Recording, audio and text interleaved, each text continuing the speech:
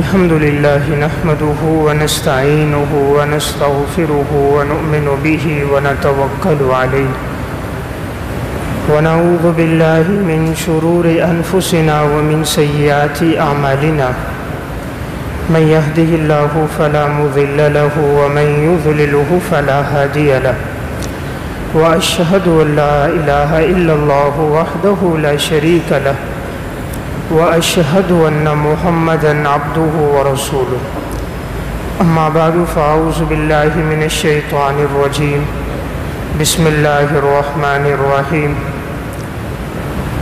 وَلْتَكُنْ مِنْكُمْ أُمَّةٌ يَدْعُونَ إِلَى الْخَيْرِ وَيَأْمُرُونَ بِالْمَعْرُوفِ وَيَنْهَوْنَ عَنِ الْمُنْكَرِ وَأُولَئِكَ هُمُ الْمُفْلِحُونَ وقال الله تبارك وتعالى في مقام آخر كنتم خير أمة أخرجت للناس تأمرون بالمعروف وتنهون عن المنكر وتؤمنون بالله وقال الله تبارك وتعالى في مقام آخر ومن أحسن قولا ممن دعا إلى الله وعمل صالحا وقال إنني من المسلمين ولا تستوي الحسنة ولا السيئة ادفع بالتي هي أحسن فإذا الذي بينك وبينه عداوة كأنه ولي حميم وقال النبي صلى الله عليه وسلم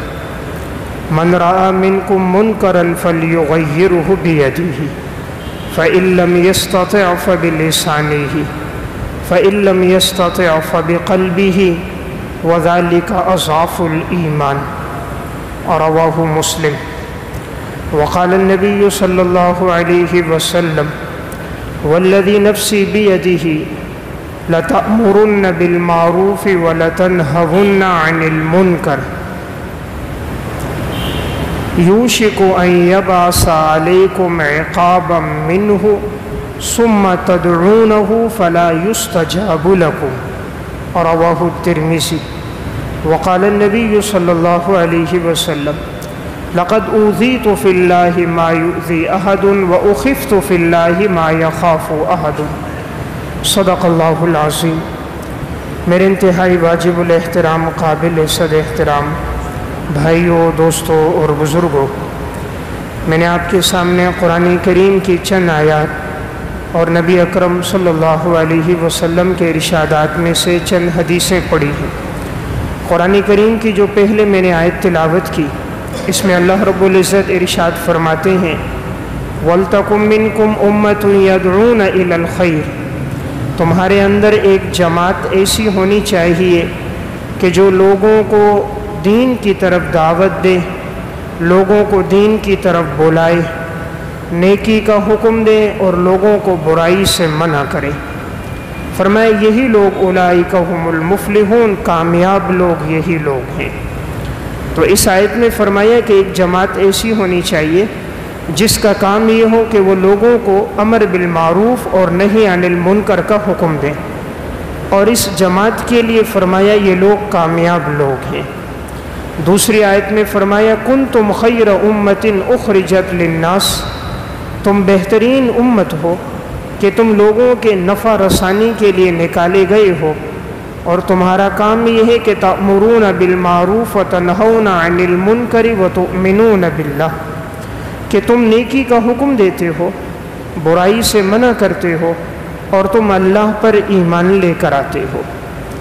تیسری آیت میں ارشاد فرمایا وَمَنْ أَحْسَنُ قَوْلًا مِّمَّنْ دَعَا إِلَى اللَّهِ وَعَمِلَ صَالِحًا وَقَالَ إِنَّنِي مِنَ الْمُسْلِمِينَ، اس شخص سے زیادہ خوبصورت بات، اچھی اور بہترین بات کس کی ہوگی کہ جو لوگوں کو اللہ کی طرف بلائے اور وہ خود بھی نیک عمل کرتا ہو اور وہ کہے کہ میں مسلمانوں میں سے ہوں۔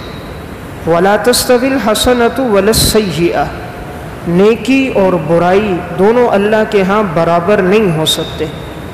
فرمایا تم برائی کا بدلہ نیکی کے ساتھ دو، اچھے طریقے سے برائی کو دور کر دو، اور اس کا فائدہ یہ ہوگا کہ وہ شخص کہ تمہارے اور اس کے درمیان میں جہاں دشمنی تھی کہ ایک وقت آئے گا کأنہ ولی حمیم، وہ تمہارا جگری دوست بن جائے گا۔ جب تم برائی کا بدلہ نیکی کے ساتھ دو گے اور اس کی تکالیف کو برداشت کرو گے تو وہی شخص جو تم سے دشمنی رکھتا تھا ایک وقت آئے گا وہ تمہارا قلبی دوست بن جائے گا۔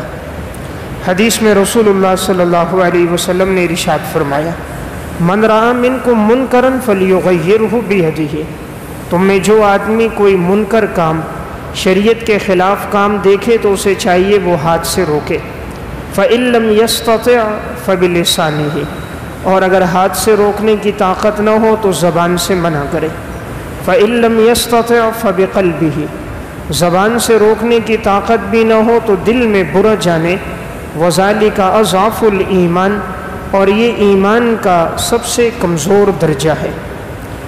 دوسری حدیث میں رسول اللہ صلی اللہ علیہ وسلم نے ارشاد فرمایا، والذی نفسی بیدہ لتأمرن بالمعروف ولتنہون عن المنکر، اس ذات کی قسم جس کے قبضے قدرت میں میری جان ہے، تم لوگ ضرور بے ضرور نیکی کا حکم دو اور برائیوں سے لوگوں کو منع کرو، ورنہ قریب ہے کہ اللہ تمہارے اوپر ایسا عذاب اتار دے گا، ثم تدعونہ فلا یستجاب لکم، پھر تم اللہ سے دعائیں کرو گے لیکن اللہ تمہاری دعاؤں کو قبول نہیں کرے گا۔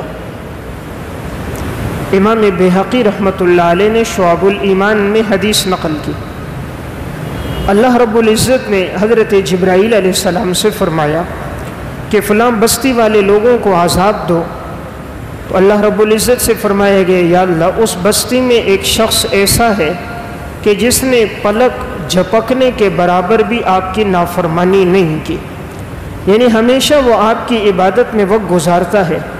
اللہ رب العزت نے فرمایا بستی کو اٹھا کر اسی کے اوپر پٹخ دو، اس کی وجہ یہ ہے کہ لم یتمعر وجہہ فی ساعۃ قط، کبھی بھی اس کے چہرے کا رنگ تبدیل نہیں ہوا، شریعت کے خلاف لوگوں کو کام کرتے ہوئے دیکھ رہا ہے، لوگ دین کے خلاف چل رہے ہیں لیکن اس کے چہرے کا رنگ کبھی متغیر نہیں ہوا، اس بستی کو اٹھا کر اسی کے اوپر مار دو۔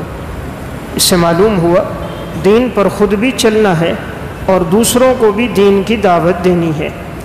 دعوت و تبلیغ کا مقصد یہی ہے، دعوت کا معنی دین کی طرف بلانا، تبلیغ کا معنی دین کی بات کو آگے پہنچانا۔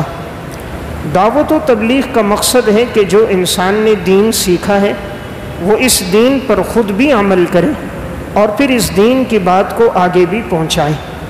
صرف اتنا کافی نہیں ہے کہ ہم دین پر چلیں، ہماری ڈبل ذمہ داری ہے، دین پر خود بھی چلنا ہے، اپنے گھر والوں کو بھی حکم دینا ہے، یا ایھا الذین آمنوا قوا انفسکم واہلیکم نارا، اے ایمان والو اپنے آپ کو بھی، اپنے گھر والوں کو بھی، اولاد کو بھی جہنم کی آگ سے بچاؤ۔ انہیں بھی جہنم سے بچانا ہے، اپنے قبیلے والوں کو بھی دعوت دینی ہے، وَأَنذِرْ عَشِيرَتَكَ الْأَقْرَبِينَ، کہ آپ اپنے قریبی رشتہ داروں کو ڈرائیے۔ معلوم ہوا دعوت شروع ہوگی اپنی ذات سے، سب سے پہلے انسان نے اپنے آپ کو دین پہ لانا ہے، جب وہ خود دین پر آ جائے گا تو اس کی دعوت میں اللہ تاثیر پیدا کر دے گا، وہ جس کو کسی بات کا حکم دے گا تو اس کی عملی زندگی لوگوں کی ہدایت کا ذریعہ بن جائے گی۔ فرمایا اس کے بعد اپنے گھر والوں کو حکم دینا ہے کہ وہ دین پر آئیں، اور جب وہ بھی دین پر آ جائیں تو اپنے قریبی رشتہ داروں کو دین کی طرف بلاؤ، اور جب وہ بھی دین پر آتے ہیں پھر اسی طرح انسان کے ماتحت ہیں، نوکر ہیں، غلام ہیں، خدام ہیں، ان کو بھی حکم ہے کہ ان کو بھی دین کی دعوت دو۔ الا کلکم راع وکلکم مسئول عن رعیتہ، تم میں سے ہر ایک شخص نگہبان ہے اور اس سے اس کی رعیت کے بارے میں پوچھا جائے گا۔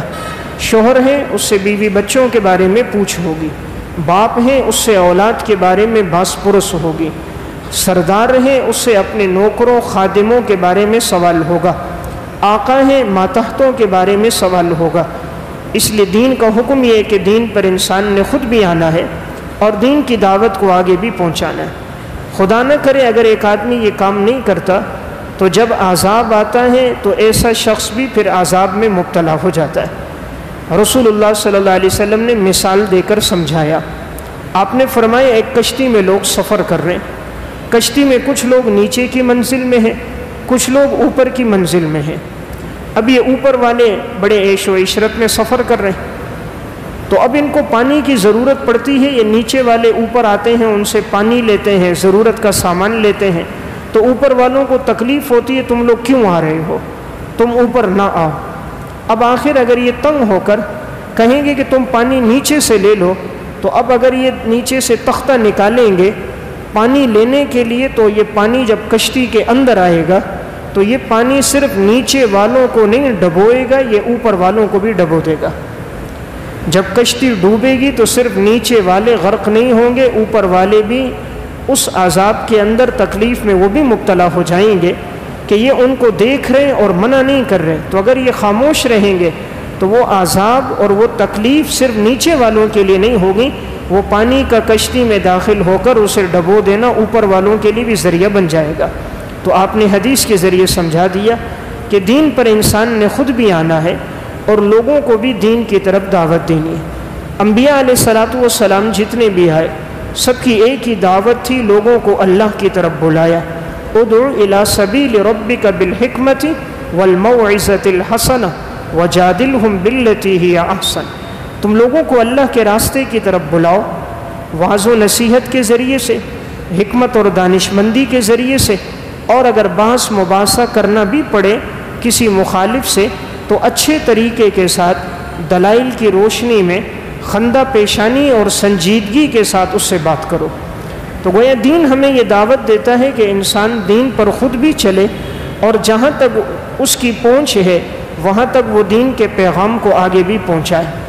جب انسان دین کی طرف لوگوں کو بلائے گا تو اس بلانے میں اس پر اذیتیں آئیں گی، اس پر تکلیفیں اور مشقتیں آئیں گی۔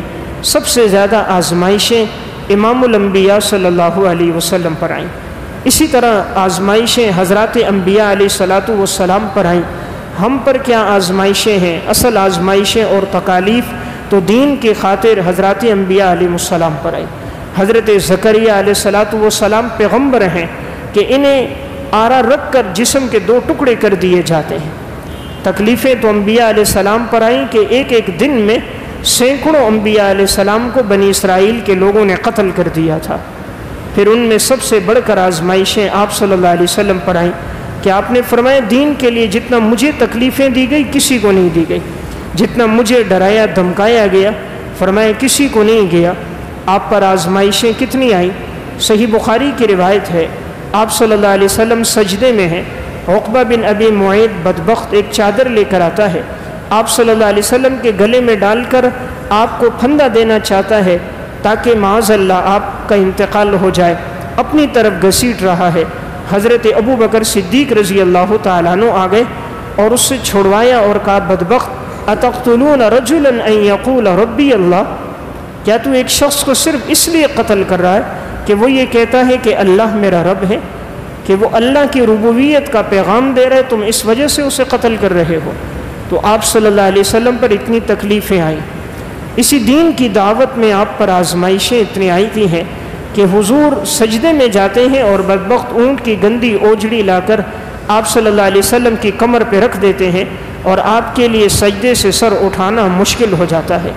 یہ دین ہی کی خاطر آپ پر یہ تکالیف بھی آئیں، یہاں تک کہ عتبہ بن ابی لہب اور عتیبہ بن ابی لہب یہ دونوں بدبخت تھے۔ آپ صلی اللہ علیہ وسلم کی 2 بیٹیوں کا نکاح ان کے ساتھ ہوا تھا، ام کلثوم اور حضرت رقیہ کا۔ اس وقت تک کفار کے ساتھ نکاح کرنا منع نہیں تھا، شریعت میں یہ حکم بعد میں آیا تھا۔ جب سورہ لہب نازل ہوئی تو ابو لہب بدبخت نے بیٹوں سے کہا، اور ابو لہب کی بیوی نے کہا کہ تم جا کر محمد کی بیٹیوں کو طلاق دے دو۔ آپ صلی اللہ علیہ وسلم حرم میں تھے اور یہ عتیبہ بدبخت آیا اور آپ کو گریبان سے پکڑ کے جھنجھوڑنے لگا اور کہا میں نے تیری بیٹی کو طلاق دے دی اور میرے بھائی نے بھی تیری بیٹی کو طلاق دے دی، اور معاذ اللہ آپ کی طرف تھوکنے لگا۔ تو آپ نے اس موقع پر ایک بد دعا دے دی تھی، اللہ تیرے اوپر اپنے شیروں میں سے کسی ایک شیر کو مسلط کر دے۔ اور پھر اللہ نے ایسا مسلط کیا تھا، جہاں یہ سفر میں جاتا اپنے ساتھ نوکر رکھتا، غلام رکھتا، کوئی مجھے تکلیف نہ پہنچائے۔ ڈرتا تھا محمد کی بد دعا تو تیر بہدف ہے۔ شام کے سفر میں نکلا، ایک جگہ رات کو پڑاؤ ڈالا، درمیان میں سویا ہوا ہے، ارد گرد لوگ ہیں تاکہ کوئی چیز اس کے قریب نہ آئے۔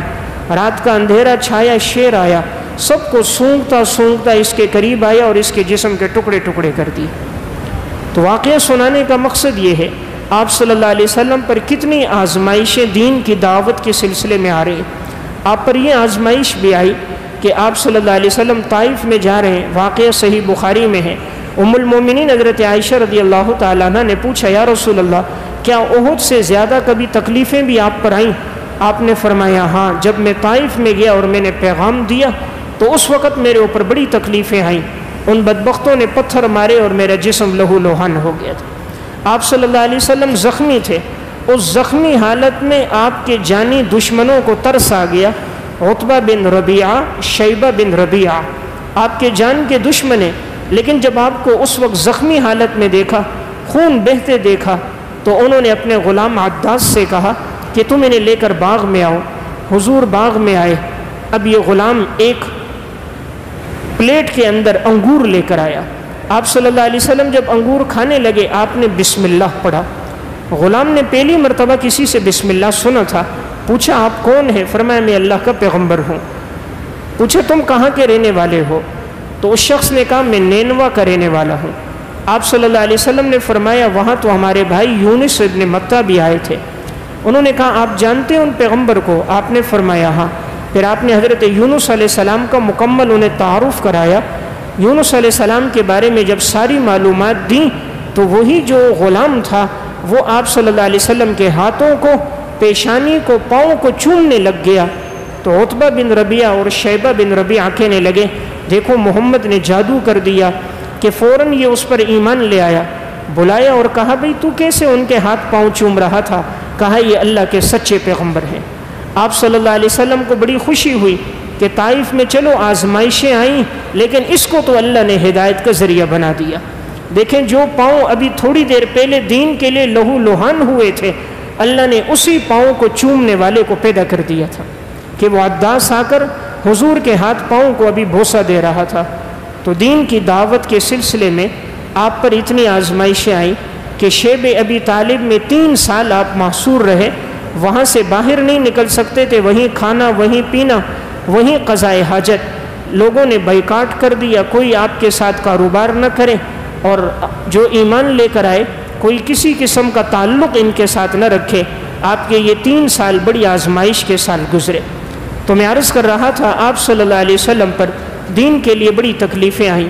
2 ماہ گزر جاتے تھے، آپ کے گھر میں چولہا نہیں جلتا تھا، کھجور اور پانی کے علاوہ گھر میں کھانے کے لیے کچھ نہیں ہوتا تھا۔ وہ موقع بھی آئے کہ آپ نے اپنے پیٹ پہ پتھر بھی باندھے۔ حضرات صحابہ پر بھی دین کی دعوت کے سلسلے میں بڑی آزمائشیں آئیں۔ صحابہ اکرام میں حضرت ابو بکر صدیق رضی اللہ تعالیٰ عنہ، ان کا واقعہ حافظ ابن کثیر نے البدایہ والنہایہ میں لکھا۔ جب یہ ایمان لے کر آ گئے صدیق اکبر، فرمایا یا رسول اللہ میں آج جا کر دعوت دیتا ہوں، اور یہ گئے بیت اللہ میں مشرکین کو دعوت دی۔ اس وقت تک چونکہ اسلام ابھی پھیلا نہیں تھا، وہ جتنے بدبخت تھے وہ اٹھے حضرت صدیق اکبر کو مارنے لگ گئے۔ حافظ ابن کثیر لکھتے ہیں اتنا آپ کو مارا گیا کہ آپ کا چہرہ بھی زخمی ہو گیا، چہرے سے بھی خون بہ رہا تھا، ناک سے بھی خون بہ رہا تھا۔ ان میں ایک بدبخت ایسا بھی تھا عتبہ بن ربیعہ کہ اس نے ایسے جوتے پہنے ہوئے تھے جو نوکدار تھے، صدیق اکبر کے سینے پہ چڑھ کر، چہرے پہ چڑھ کے مسلنے لگا، خون بہنے لگ گیا تو بے ہوش ہو گئے۔ تو قبیلہ بنو تیم کے لوگ آ گئے اور کہا اگر ان کا انتقال ہو گیا تو ہم لوگ تمہیں نہیں چھوڑیں گے۔ آخر مشرکین پھر پیچھے ہٹے۔ حضرت صدیق اکبر کو ایک چادر میں ڈال کے جب گھر لایا گیا، کافی دیر بعد ہوش آیا تو ان کی والدہ قریب تھیں۔ والدہ پانی لے کر آئیں، کھانا لے کر آئیں۔ فرمایا اللہ کی قسم نہ کھاؤں گا نہ پیوں گا جب تک آپ صلی اللہ علیہ وسلم کو دیکھ نہ لوں کہ حضور کس حال میں ہے۔ ماں نے کہا مجھے تو نہیں پتا۔ فرمایا ام جمیل بنت خطاب کو بلاؤ۔ انہیں بلایا، پوچھا حضور کس حال میں؟ اس نے کہا مجھے نہیں پتا۔ حضرت صدیق اکبر نے کہا مجھے وہاں لے کر چلو۔ زخمی حالت میں ایک طرف ماں کا سہارا لیا، ایک طرف ام جمیل بنت خطاب کا سہارا لیا، اور آپ صلی اللہ علیہ وسلم اس وقت زید ابن ارقم کے گھر میں تھے، اور دین کی دعوت ان دنوں میں خفیہ دی جا رہی تھی۔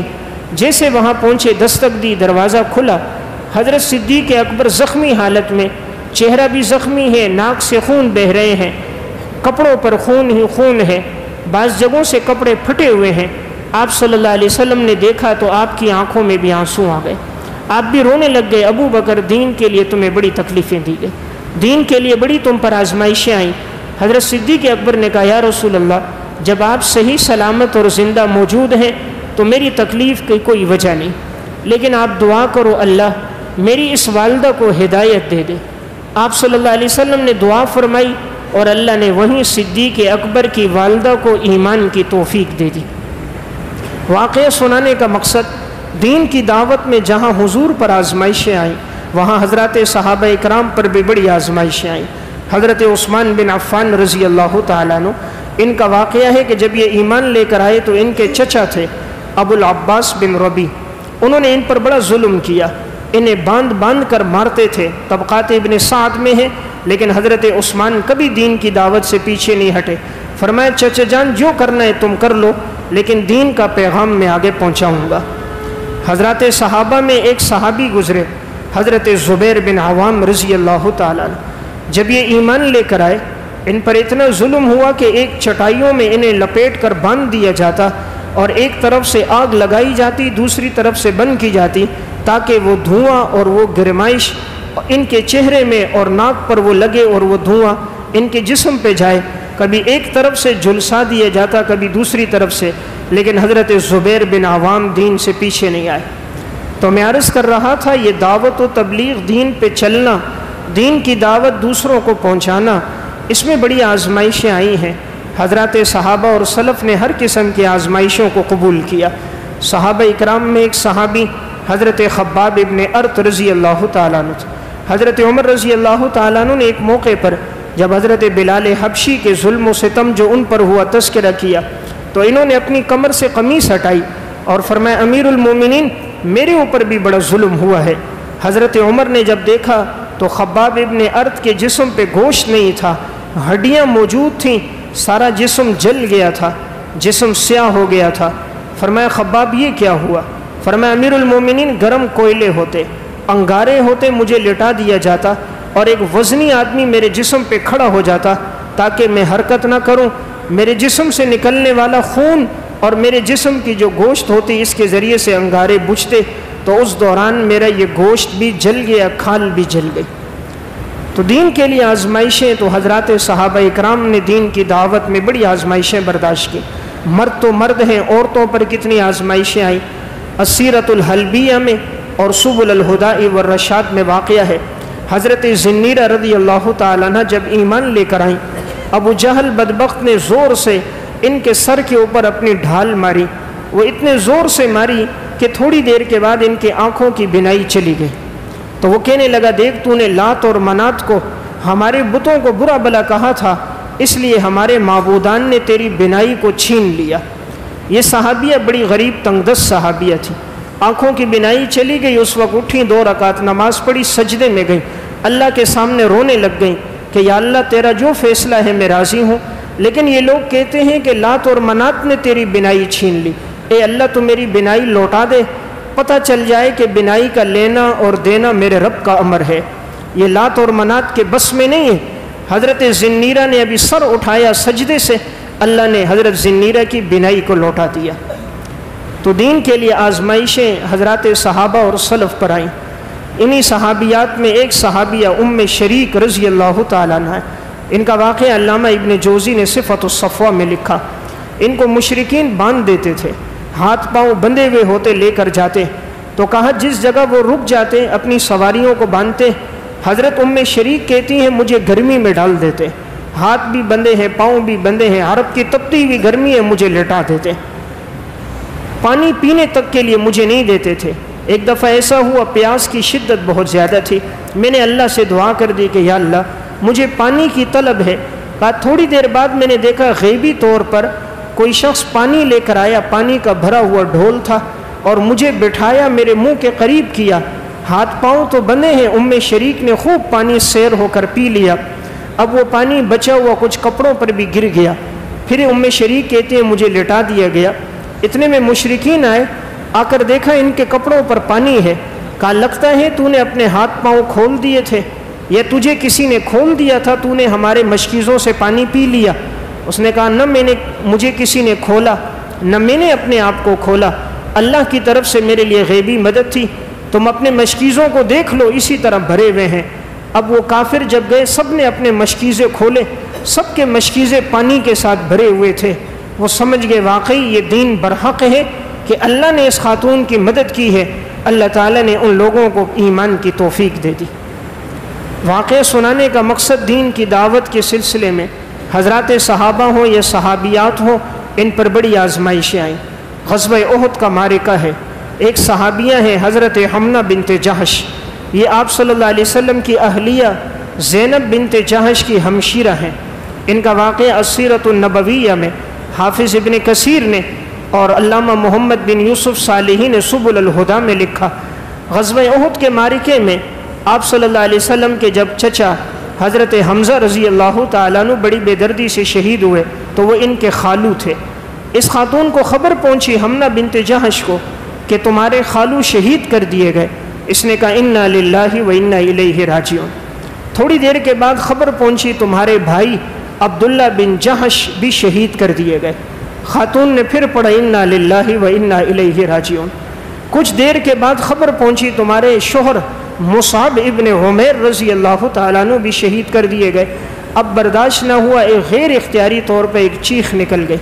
تو آپ صلی اللہ علیہ وسلم کو پتہ چلا, آپ نے فرمایا اس خاتون نے ہر بات کو برداشت کیا, لیکن شوہر کا صدمہ تو بہت بڑا صدمہ ہوتا ہے, شوہر کا غم تو بہت بڑا غم ہوتا ہے کہ کتنی تکلیفیں ہیں. ایک دن میں 3 جنازے اٹھ گئے, یہاں خالو کا جنازہ, وہاں بھائی کا جنازہ, اور ادھر خامن مصعب ابن عمیر کا جنازہ.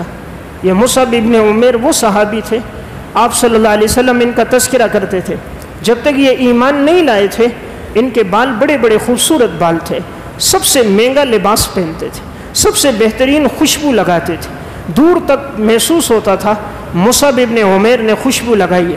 جب یہ ایمان لے کر آئے, طبقات ابن سعد میں واقعہ ہے, ان کی والدہ کو قبیلے والوں کو پتہ چلا, انہوں نے اس کو قید کر دیا, بڑی تکلیفیں دی, آزمائشیں دی. مصعب ابن عمیر نے ایمان نہیں چھوڑا, اور جب ان لوگوں نے چھوڑ دیا تو پہلی دفعہ جب ہجرت ہوئی حبشہ کی طرف, مصعب ابن عمیر رضی اللہ تعالیٰ عنہ حبشہ کی طرف چلے گئے, اور وہاں بھی بڑی تنگدستی کے حالات تھے. جب واپس آئے بہت کمزور ہو گئے تھے, تو اس وقت والدہ نے دیکھا تو پھر والدہ نے ان کو چھوڑ دیا. یہی مصعب ابن عمیر جب احد کے اندر شہید ہو گئے اور انہیں جب قبر میں دفنانے لگے ہیں, اور جب صحابہ اکرام کی لاشیں جمع کی گئی ہیں تو صحابہ اکرام کو کفن دیا جا رہا تھا. اتنا کپڑا نہیں ہوتا تھا کہ انہیں کفن دیا جا سکے. یہ مصعب ابن عمیر تھے, ایک کپڑا تھا, سر کی جانب کفن ڈالتے پاؤں کھل جاتے, پاؤں کی جانب کفن ڈالتے سر کھل جاتا.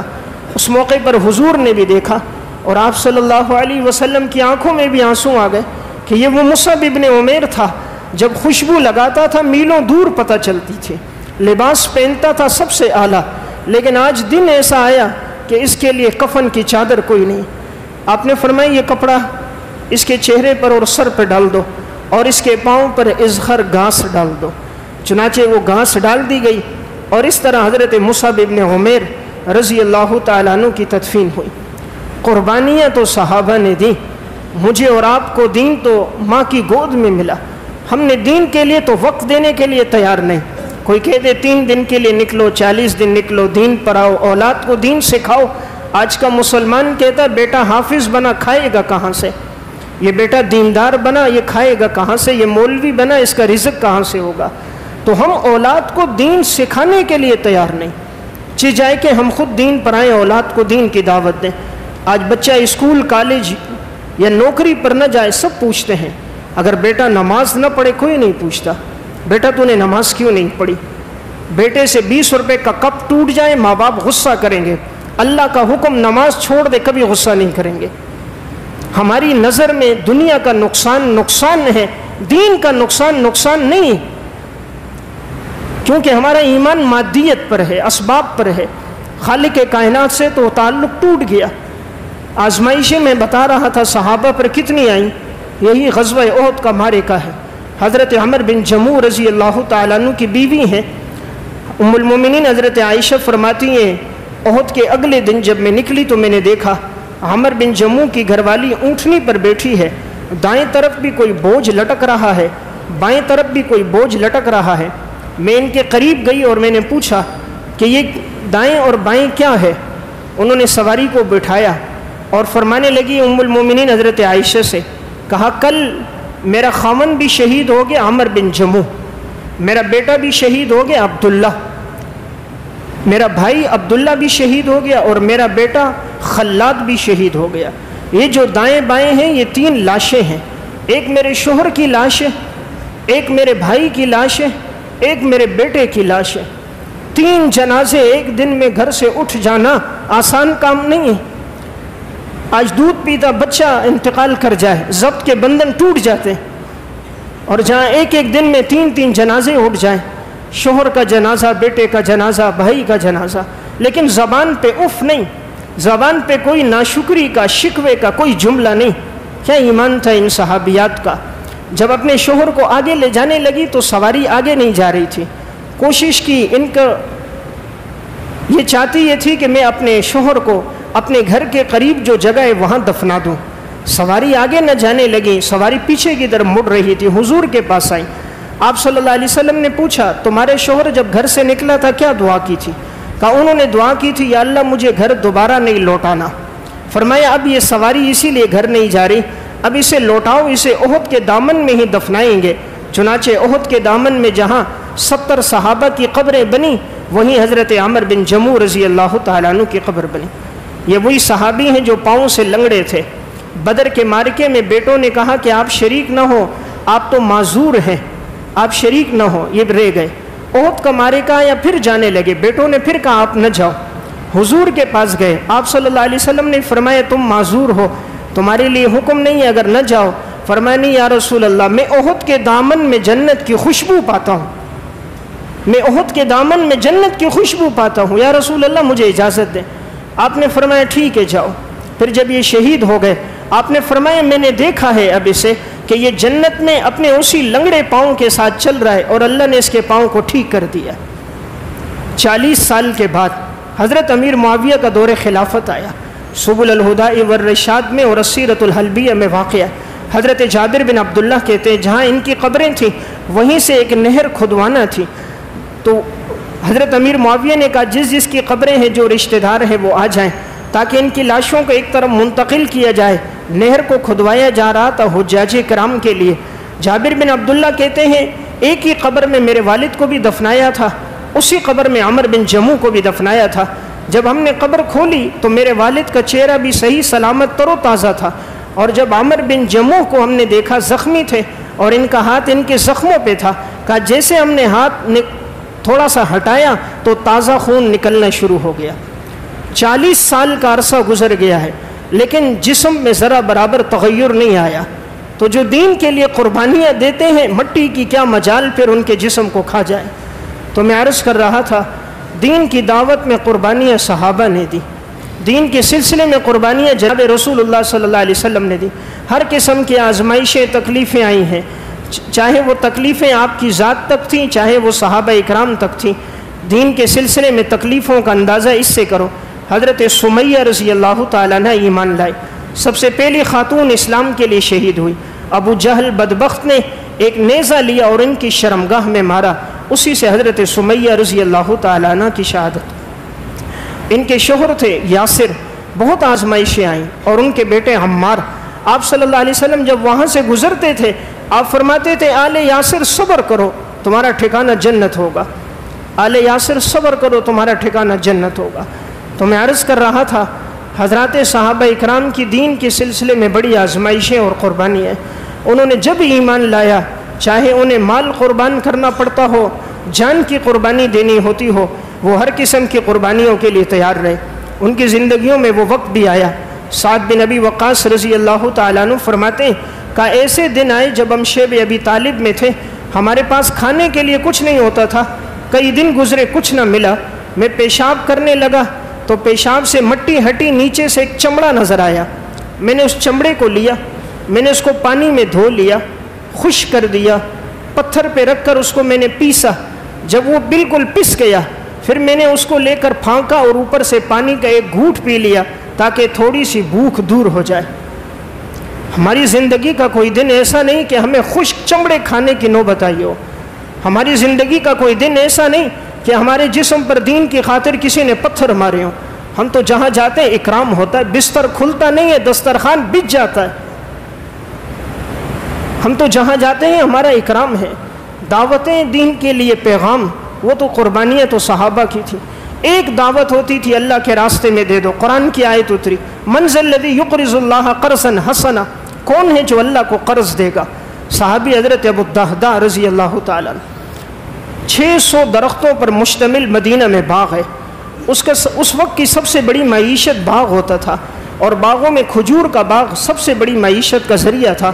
گئے ہیں، باغ کے اندر بھی نہیں گئے، اور کہا یا رسول اللہ، اللہ نے فرمایا کون قرض دیتا ہے؟ میں آپ کو گواہ بناتا ہوں، میں نے باغ اللہ کے نام پہ قرض دے دیا۔ گھر والی بچوں کے ساتھ اسی باغ میں، اب سر چھپانے کے لیے جگہ کوئی اور نہیں، آواز دی اور کہا ام دہدہ باہر آؤ، میں نے اللہ کو یہ باغ قرض دے دیا۔ حضرت ام دہدہ نے سامان اٹھایا، بچوں کو لیا، باہر آئی، خوش ہو گئیں، واہ واہ ابو الدہدہ کیا کہنا، ابو الدہدہ کیا کہنا، تم نے جو سودا کیا وہ تو بڑے نفع والا سودا ہے، بڑے نفع والا سودا ہے۔ قرآن کی ایک آیت سن کر 600 درختوں پر مشتمل باغ دے دیا۔ آج تو ہم 100 روپے خدا کے نام پر دینے کے لیے تیار نہیں ہوتے۔ رب کے نام پر دینے کی باری آتی ہے، جیب میں سکے تلاش کرتے ہیں، 2 روپے 5 روپے کا سکہ ہو تو دے دیں، خدا سے لاکھوں مانگتے ہو۔ اس رب نے بغیر صلاحیتوں کے اتنا دے دیا، اس کے نام پہ خرچ کرنے کے لیے تیار نہیں ہوتے۔ کبھی انسان تھوڑی دیر سوچے تو صحیح، میرے اندر صلاحیتیں کون سی تھیں، میری استعدادیں کون سی تھیں جو رب نے مجھے اتنا نوازا۔ اگر رب العالمین ہمیں پرکھ پرکھ کر دیتا تو ہمارے لیے تو کھانا بھی مشکل ہو جاتا۔ جب رب نے دیا خوب ہے تو رب کے نام پر دینا بھی خوب ہے۔ تو میں عرض کر رہا تھا حضرات صحابہ اکرام کا تذکرہ کہ دین کی دعوت کے سلسلے میں انہوں نے بڑی قربانیاں دی۔ کہاں کہاں تک وہ لوگ پہنچے، سکھر تک صحابہ کی قبریں بنی۔ سکھر کا سفر ہوا، عمر بن عبسہ رضی اللہ تعالیٰ عنہ کی قبر سکھر میں موجود ہے۔ کہاں سعودیہ، کہاں سکھر، نہ اس دور میں جہاز، نہ آرام دہ گاڑیاں، نہ ریل گاڑی کا سفر، نہ سواریاں، نہ سڑکیں، اونٹنی جیسی بے قرار سواری، عرب کی تپتی ہوئی گرمی، سنگلاخ وادیوں کا سفر، کبھی کھانے کو ملا کبھی نہ ملا، لیکن وہ لوگ پشاور تک، سکھر تک دین پہنچانے پہنچ گئے۔ ہم نے تو اپنے گھر کے ساتھ والے کو دین کی دعوت نہیں دیتے۔ تھوڑی دیر کے لیے سوچیں، زندگی کے 50 سال گزر گئے، کسی کو مسجد کا رخ کروایا، داڑھی میں سفید بال آ گئے، کیا ہماری دعوت پر کوئی ایمان لے کر آیا؟ کیا کسی بے نمازی کو نمازی بنایا؟ ہم تو اپنے بچوں کو بھی نماز کا نہیں کہتے۔ قرآن کہتا ہے وَأْمُرْ أَهْلَكَ بِالصَّلَاةِ وَاصْطَبِرْ عَلَيْهَا لَا نَسْأَلُكَ رِزْقًا نَحْنُ نَرْزُقُكَ وَالْعَاقِبَةُ لِلتَّقْوَىٰ۔ اپنے گھر والوں کو نماز کا حکم دو، نماز پہ جمے رہو، ہم تم سے رزق کا سوال نہیں کرتے، تمہیں ہم رزق دیں گے۔ اللہ فرماتا ہے میں تمہیں رزق دوں گا۔ اس لیے جو نمازی ہوتا ہے رب العالمین اس کے رزق میں برکت ڈال دیتا ہے۔ بے نمازی کے رزق میں برکت نہیں ہوتی، کثرت ہوتی ہے، زیادہ ہوتا ہے، برکت نہیں ہوتی، سکون اور اطمینان نہیں ہوتا، اولاد فرما بردار نہیں ہوتی، لا علاج بیماریوں میں مبتلا ہو جاتا ہے، مال اب خدا اپنے راستے میں قبول نہیں کرتا۔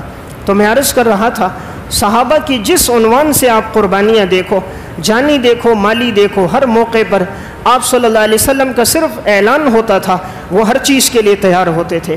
جس وقت خندق کا معرکہ تھا، غزوہ احزاب، تمام دشمنوں نے مل کر مسلمانوں پر حملہ کیا، آپ صلی اللہ علیہ وسلم نے خندق کھودنے کا حکم دیا۔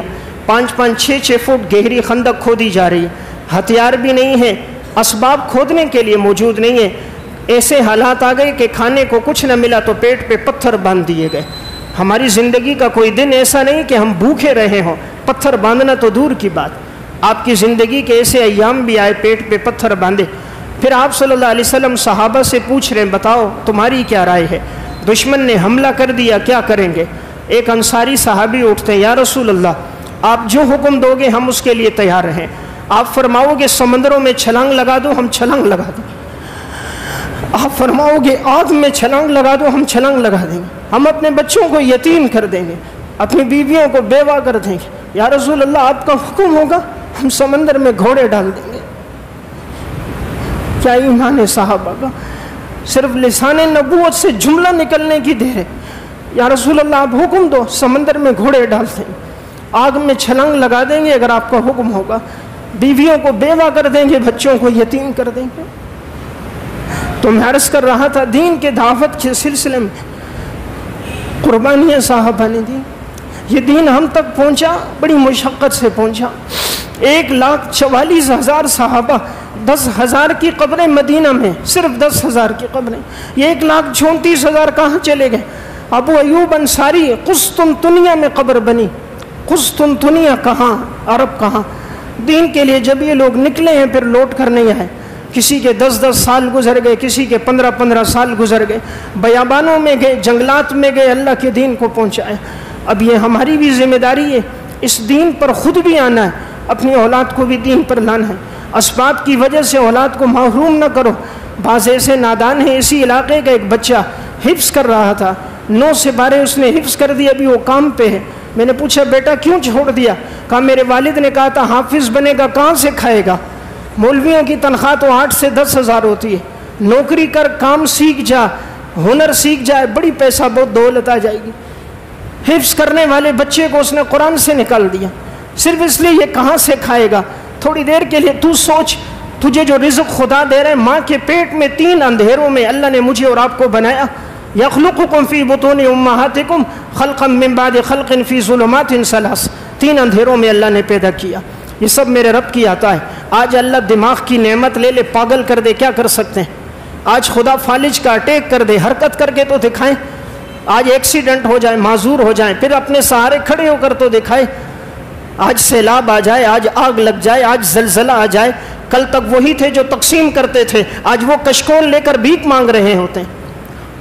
یہ سب میرے رب کی عطا ہے، اللہ کا شکر کرنا چاہیے۔ اولاد کو کبھی دین سے محروم نہ رکھیں۔ کوئی بچہ دین پڑھنا چاہے، اللہ کے راستے میں وقت لگانا چاہے، اسے اجازت دے۔ وہ دین پر آئے گا، آپ کا فرما بردار ہوگا، وہ دین سیکھے گا، آپ کا صدقہ جاریہ ہوگا۔ آپ دنیا میں نہیں ہوں گے، وہ نماز پڑھے گا، آپ کے لیے دعا کرے گا، وہ قرآن اٹھائے گا، دعا کرے گا۔ دین پہ نہیں لگایا، وہ صبح و شام موبائل دیکھے گا، اس کی راتیں انٹرنیٹ اور کیبل میں گزریں گی، وہ فحاشی اور یعنی کا دل دادا ہوگا، وہ لٹیرا، ڈکیت، قاتل اور فسادی بنے گا، پھر کسی مجلس میں جانے کے قابل نہیں ہوں گے۔ کوئی کہے گا فلاں کا بیٹا ہے جو فلاں ڈکیتی میں مصروف تھا۔ اس لیے بچہ نیک ہوگا، آنکھوں کی ٹھنڈک بنے گی، ملک اور ملت کا پاسبان ہے۔ بیٹا 2 لاکھ روپے تنخواہ لائے لیکن آپ کو جواب دے، آپ کے گریبان میں ہاتھ ڈالے، آپ سے بدتمیزی کرے، اس 2 لاکھ کی کیا حیثیت؟ وہ 10,000 لائے لیکن اس کی آنکھیں جھکی ہوئی ہوں، آپ کے سامنے اف نہ کرے، آپ کے اشارے پر مر مٹنے کے لیے تیار ہو۔